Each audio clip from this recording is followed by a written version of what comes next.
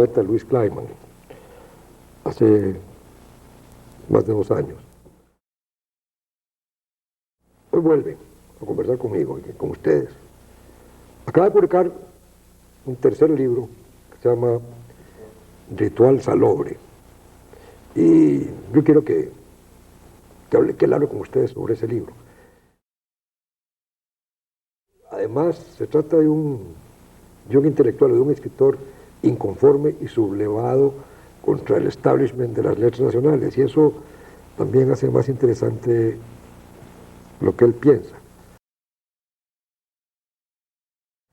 Yo quiero decirle a Luis, antes de que él empiece a hablar, que su libro Ritual Salobre me parece el mejor de los libros, y que el Ritual Salobre ha alcanzado no solo una madurez poética, sino algo muy curioso que yo diría, lo calificaría como una madurez emocional o madurez sentimental, porque el libro refleja una gran serenidad. ¿Me equivoco? No, don Alberto. Al contrario, primeramente quiero agradecerle la oportunidad que me da de estar frente a los amigos televidentes. En segundo lugar, tengo que agradecerle realmente su apreciación sobre mi libro. Pienso que en gran medida coincidimos. Es curioso y efectivamente así lo siento yo. Pertenece este libro a una etapa de gran serenidad en mi vida, por lo menos una pretensión de búsqueda de serenidad. Hay momentos en la existencia de un ser humano en que probablemente cierto tipo de problemática existencial lo lleva a uno a la toma de conciencia de la necesidad de madurar, pero de madurar a plenitud, una maduración de sentimientos, una etapa de reflexión, si se quiere. A ratos parece, en algunos de los poemas, que lo que hay es una contemplación del pasado desde hoy. Ciertamente, pero además una proyección hacia el mañana. Pero que está, es decir, que el libro está dentro de aquella definición de Wordsworth, de la poesía como los recuerdos evocados con serenidad. No parece el libro estar hablando de problemas actuales del poeta, sino que es el poeta reflexionando sobre lo que ha vivido. Es curioso porque el libro prácticamente no tiene más que un tema. Ese tema es un tema que en el libro está tratado de manera abstracta, sin personalizarlo. Ese tema es el amor. El libro trata del amor. Curiosamente, vamos a ver si en el momento en que yo diga una cosa que no es cierta, Luis me interrumpe y me dice que estoy equivocado. Por supuesto, don Alberto. A mí me parece que el libro trata más del amor que de la mujer. Es decir, el libro se ocupa más del amor que la mujer despierta que de la mujer que despierta el amor. En eso se diferencia de la mayoría de los poemarios de tipo amoroso de los últimos años. Sí, yo pienso, don Alberto, que efectivamente mucho se ha hablado de la mujer como objeto de amor. Sí. Pero objetivizar el amor, creo que eso es lo que estás buscando en este. Eso es fundamentalmente, es decir, tomar conciencia de ese sentimiento tan hondo, tan profundo, tan humano, que usualmente millones de seres lo buscan sin entenderlo, y a mí me tocó en suerte descubrirlo. Sí, ¿qué es el amor? No qué es la relación entre un hombre y una mujer, no, ¿qué es el amor? ¿En qué consiste el rito? Ese rito, lo que los une. A mí me parece que el tema es muy audaz, pero está tratado de distintas maneras. En el libro hay muchos modos de enfocarlo, incluso en algunos poetas se concreta una mujer, pero luego en otro desaparece, y se sigue hablando de sentimiento amoroso con una constante metáfora sobre el mar. Bueno, es curioso, posiblemente haya dentro de mí ese sentir de la conciencia colectiva, del consciente colectivo, que nos recuerda que del mar provenimos. Por lo menos mi concepción es esa. Como ser humano le debo al agua, y le debo sobre todo al agua salina. Ese es el elemento en el que me formé. Para mí el retorno al mar, curiosamente, fue un gran descubrimiento. Hasta ese momento nunca lo había visto. Un amigo común nuestro, don Víctor Julio Peralta, me trajo un día un libro de Saint-Jean Perse, el gran poeta francés, nacido en Martinica. Y me puse a leerlo, y descubrí que en mí había un mar que yo nunca había visto. Yo había vivido cerca del mar muchísimas veces, había vivido en Brasil, al lado del mar, había vivido en Panamá, al lado del mar, había vivido en Golfito, al lado del mar, pero nunca había visto el mar como sentido total de existencia, de creación y sobre todo de poesía. Y de pronto lo descubrí. Es curioso porque el mar es una metáfora muy prominente en la poesía. Lo curioso es que el mar en este libro es una metáfora del sentimiento. Yo recuerdo cuando estudiábamos literatura en el colegio hace más de medio siglo, que nos traían, cuando nos hablaban de la metáfora, el viejo profesor de castellano, don Samuel Argueda, nos citaba una metáfora, lo que llamaba una metáfora obsesiva, de un poeta que está completamente olvidado, que es el español Núñez de Arce, muy popular hace 100 años, pero a quien ya nadie lee. Núñez de Arce usaba el mar también como metáfora, pero no como metáfora, ¿ves qué curioso? No como metáfora del sentimiento, sino como metáfora del pensamiento. Entonces, las continuas metáforas de Núñez de Arce sobre el mar se referían a la capacidad del hombre para pensar. Es decir, y él hablaba de la capacidad del hombre para pensar como algo que no era sondable, es decir, insondable. No hay ciencia barreras. Y por ahí cogía el mar. Pero ahora, fíjate que vos estás cogiendo por otro lado, es decir, de una manera totalmente distinta. El mar como metáfora de un sentimiento, pero no de un sentimiento tuyo, Luis. No, yo no creo que el mar como metáfora del sentimiento de dos personas.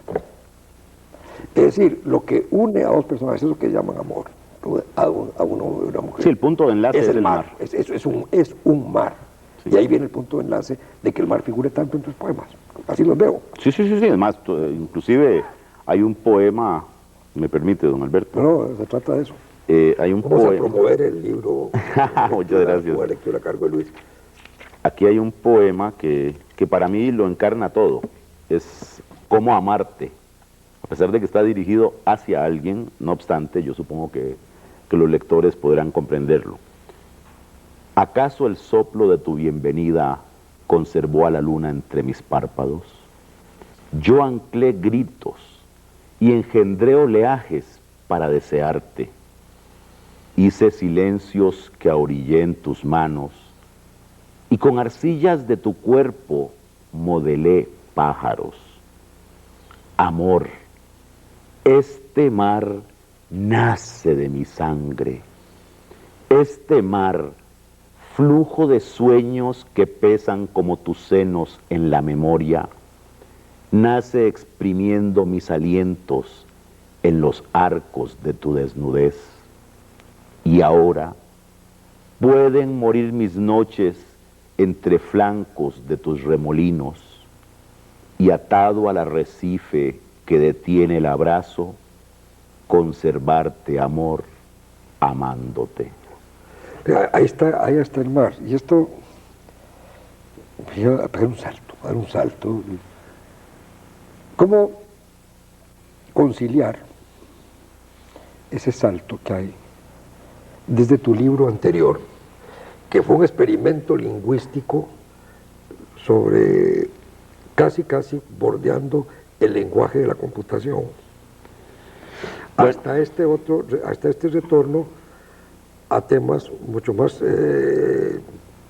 tradicionales, llamémoslos así, ¿no? Claro. Yo pienso lo siguiente, don Alberto. Opus Zero, Sinfonía Teórica, efectivamente fue un libro experimental. Más que experimental, fue mi redescubrimiento de la posibilidad de creación literaria. Yo había pasado un largo periodo entre mis primeros salmos, que yo lo publiqué en 1970, y Opus Zero. Pasan 12 años, y 12 años en que yo me aparto casi que por completo del mundo literario. Lo dejo encerrado por un tiempo porque era prenda de museo. De pronto se me presenta la sorpresa, ese factor impresionante que mueve al hombre.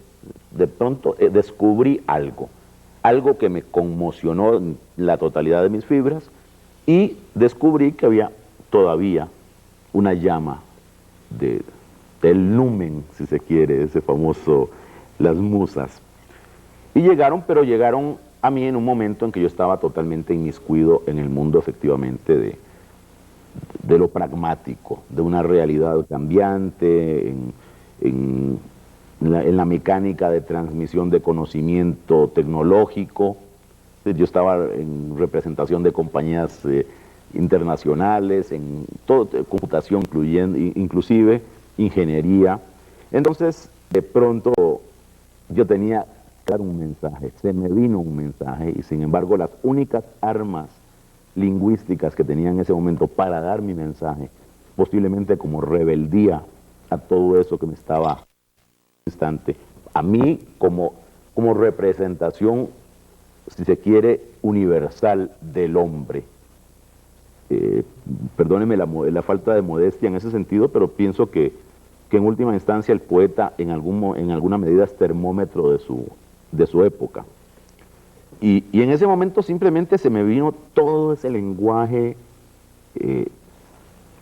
podría decirle, de todo tipo de inquietudes humanas, pasando por la medicina, pasando por la ingeniería, por la arquitectura. Vos recordás que fue un libro muy discutido. Muy polémico. Y sobre todo hubo mucho lector que lo rechazó. Sí. Y sí, no te digo lector como no, incluso gente que sabe el tema, que dijo, no, esto no es posible.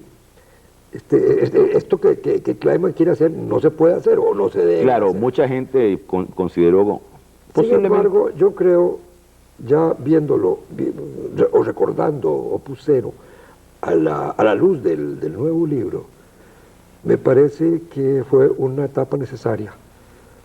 Muy importante para mí. Muy importante, porque después de esas cabriolas, esas acrobacias que hiciste, ¿hace cuántos? ¿5 o 6 años? Hace 6 años. Volvés a una contemplación serena. Claro. De tu mundo. Pero con una conciencia mucho más cristalina de lo que debe ser la poesía. No, y además con una muchísimo mayor riqueza de lenguaje. Sin duda. Porque eso no íbamos a... Es decir... O sea, por lo menos la experiencia de Opus Zero... Una vez alguien decía que para escribir poesía y para escribir teatro no era absolutamente necesario saber escribir. Era indispensable saber escribir. Bueno, pero es que lo que veo yo en Ritual Salobre es que es la obra de un poeta que sabe escribir. Muchas gracias. Porque no es indispensable. Es decir, hay es decir, como un buen obrero que sabe manejar sus herramientas. Eso es, si no... Es decir, no se puede ser carpintero si no sabe manejar un serrucho. Definitivamente. Sí, es orfebrería. En este libro hay mucho orfebrería y lenguaje. Es decir, hay un poeta que conoce el oficio, su maquinaria, ¿verdad? Y sus herramientas, y que las sabe manejar. Cierto que encuentro que el libro es a veces demasiado abstracto. Es decir, la acumulación de metáforas sobre metáforas sobre metáforas, llega un momento en que el lector siente que está ante un cuadro abstracto. Y sin embargo... Llega casi a la abstracción. En algunos poemas largos se llega casi a la abstracción y se siente uno obligado a volver atrás para ver si puede recuperar el hilo, la escalera, los peldaños. Es decir, el afán metafórico a veces se me hace excesivo y puede ser producto de esas lecturas de que estabas hablando, de St. John Peirce. Sí, pero sin embargo... Porque sí, no hay, en St. John Peirce nunca hay una expresión directa. no, pero aquí, por ejemplo, yo creo que Aquí sí, hay poemas de expresión directa, pero muy, no. muy directa. Hay otros Ahora, que no. sí, pero en los que no, posiblemente sean los poemas más largos, en los cuales hay un crescendo, Sí. es decir, la intención mía es ir llevando al lector paulatinamente al encuentro de aquello que yo estoy viviendo Sí, en ese sí. instante, es decir, es Sí. la relación más Pero plena. los peldaños están constituidos por metáforas. Sí, Y siempre existe con la metáfora el riesgo de que en un momento dado determinado lector no capte esta sí, y se pierda. en el resto del Se poema. pierde. Sí. Entonces, pero no es un libro oscuro. No, yo creo que es bien cristalino. No es un libro oscuro. Es que, por ejemplo, St. John Peirce, volviendo a este poeta tan amado por nuestro querido amigo Víctor Julio, St. John Peirce es un poeta muy oscuro. Así, sí, sin la menor duda. Hay que mirar muy profundo en él para ver dónde es que está. Ahora, yo diría una cosa, dependo ya en estos términos de un libro que implica la madurez de un hombre de 40 años. ¿Cómo ves la poesía que están escribiendo tus contemporáneos en Costa Rica? O, te la hago mejor, la poesía que viene detrás, la de los que son más jóvenes. Bueno, yo Porque pienso... vos perteneces a una generación con la cual rara vez te has metido. Sí, no, prácticamente no he tenido mayores No has relaciones. tenido, es decir, no has actuado nunca como miembro de una generación, es decir, No. has sido un poco el lobo solitario. Decididamente. Pero sí creo que ya tenés una tarima desde la cual puedes contemplar lo que están haciendo los que vienen atrás. Sí, sin la menor duda, yo pienso que hay valores en Costa Rica, sobre todo en las nuevas generaciones. Obviamente, pienso que el elemento a considerar mayormente en los jóvenes literatos costarricenses es la carencia de lectura. Decididamente es algo notorio. El costarricense es poco lector y más aún, los poetas costarricenses casi que por Yo conocí regla... una vez a un poeta que no leía por principio, Bueno, porque todo lo que leyera le iba a afectar la espontaneidad de su arte. pero yo pienso que eso... Pero eso existió. Sí, bueno, estamos de acuerdo. Sin Claro embargo, que rectificó a tiempo, pero... esa es la cosa, don Alberto. Yo tuve, a mí también se me enseñó en teoría que eso no debía de ser, que uno debería de guardar toda su espontaneidad en una ostra y guardarla ahí solamente para uno. Pero después, ya llegando a estos años floridos en los que estoy, pienso que definitivamente no hay generación espontánea. Yo pienso que para llegar a ser verdaderamente un literato, uno tiene que nutrirse de las raíces que otros han dejado antes de uno. Vea, los hombres, los seres humanos, somos eslabones de una cadena. Es que siempre hay un momento, cuando tienen hacia alrededor de 20 años, en que uno cree que es una naranja o un limón que nació en una mata.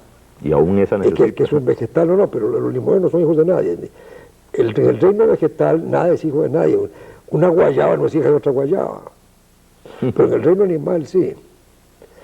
Y hay poetas jóvenes que durante su juventud creen que son guayabas, es decir, que nacieron espontáneamente, que no son hijos de nadie ni van a ser padres de nadie.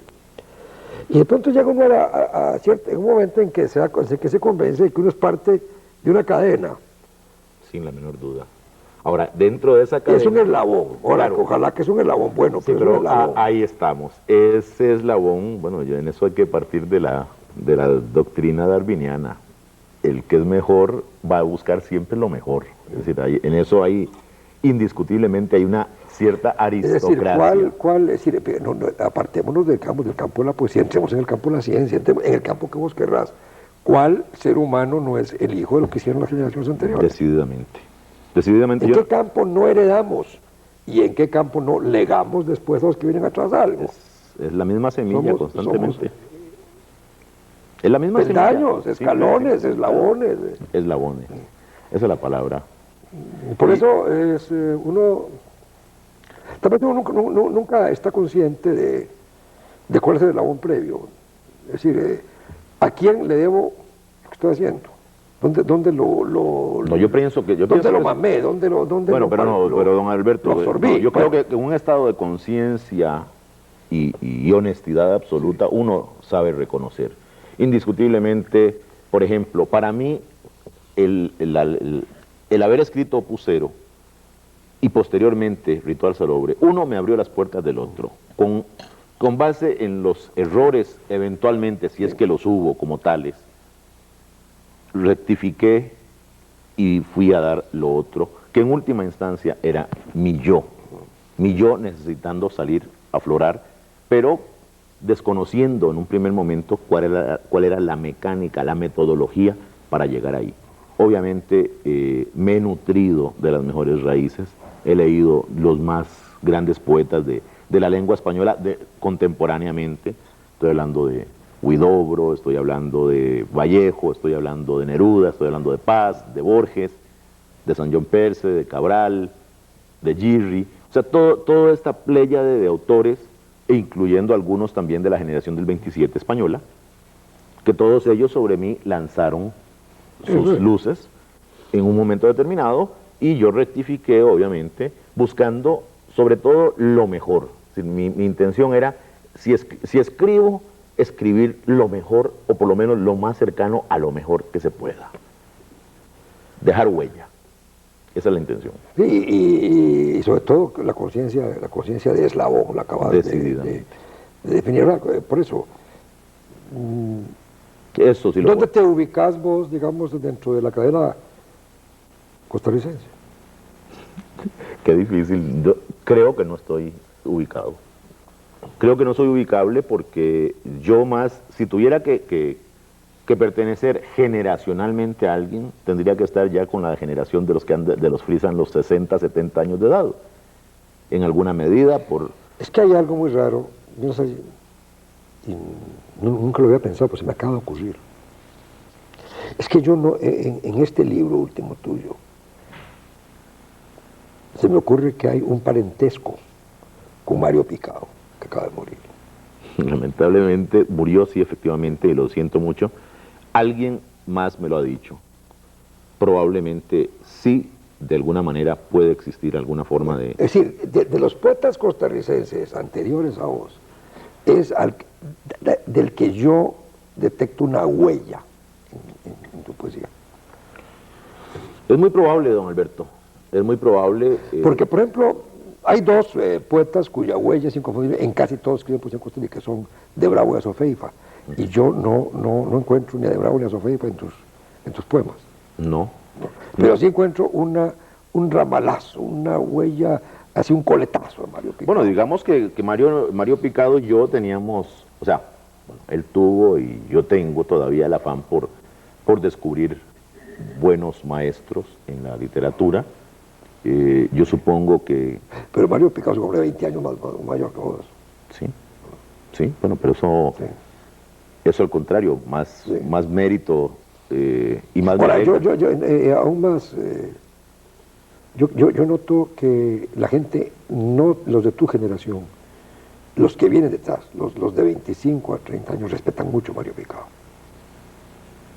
Sí, obviamente, Mario Picado se lanzó más allá de su tiempo, indudablemente, dejó una huella importante, y yo creo que esa es la gran labor y el gran mérito de un poeta que llegará a ser reconocido póstumamente con los honores que le corresponde.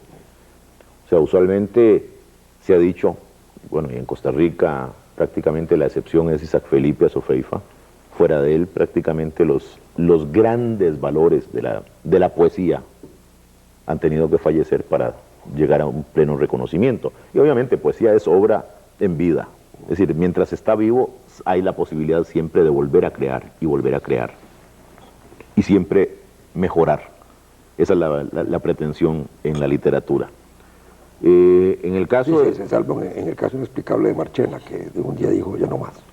Bueno, pero es que él dio una obra que fue la obra cumbre para él, es decir, nació y murió con la misma obra, pero una obra grandiosa, es decir, una obra que por lo menos representó el espíritu costarricense de ese momento y que sigue vigente. Pero lo curioso es que Marchena dejó de escribir antes de cumplir 40 años. Eso es lo que es decir, nadie se lo explica, ni él pudo nunca dar una explicación de eso. Mire, don Alberto, es exactamente lo mismo que me ocurrió a mí en ese pasaje de los 20 a los 30 y pico de años de edad. Pero lo de Marchena fue... Deliberado. No, y para siempre. Sí. Bueno, pero... Si Marchena murió a 90 años, o de casi 90 años, 88, 89 años, y desde los 30 y pico no escribía. Es decir, estuvo más de 50 años sin escribir. ¿Y usted a qué se lo atribuye usted, don Alberto? Él dio una explicación muy poco convincente.